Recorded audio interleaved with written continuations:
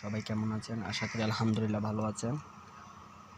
আচ্ছা, আজকে নিয়ে আসছি লুকিং গ্লাস বিষয়। লুকিং গ্লাস আপনি যদি নতুন সার্কিটে যান তখন আপনার লুকিং গ্লাসগুলো অ্যাক্সেস করতে হবে বা এক্সচেঞ্জ করতে হবে, মানে আপনার যেটা আপনার হবে এভাবে এইগুলোর জন্য আপনি এক্সচেঞ্জ করতে হবে। তার জন্য আপনি নিয়ে আসছি আজকে ভিডিওটা। কথা না বাড়িয়ে শুরু করা যাক। প্রথমে আমাদের ইঞ্জিন কার্ড দেওয়ার পরে ইঞ্জিন কার্ড আসছে। ইঞ্জিন কার্ড দেওয়ার পরে আপনার এইখানে যে সুইচটা আছে তখন এটা টিপ দিবেন, মানে ভিতরে টিপ দিলে বন্ধ, লুকিং গ্লাসগুলো বন্ধ হয়ে গেছে। এরপর আবার যদি টিপ দেন তাহলে এটা আবার খুলে যাবে, ঠিক আছে?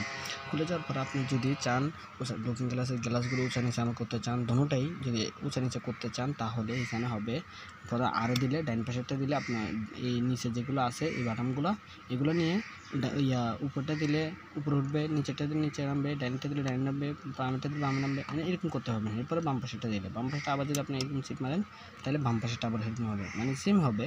এরকম করতে থাকেন আপনি। আচ্ছা, আমি ডাইনটা দেখাই। ডাইনটা আপনি যদি নিচে নামাতে চান, এই দেখেন আমি নিচে নামাচ্ছি, আমি এই দেখেন এই নিচে টিপ দিতেছি, নিচে টিপ দিলে হবে, এই দেখেন নিচে নামছে, ঠিক আছে? আবার যদি আমি উপরে টিপ মারি তাহলে উপরে উঠবে, এই দেখেন উপরে উঠবে, ঠিক আছে?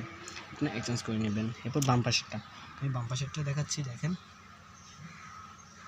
উঁচা নিচে করতে পারতেছি আমি।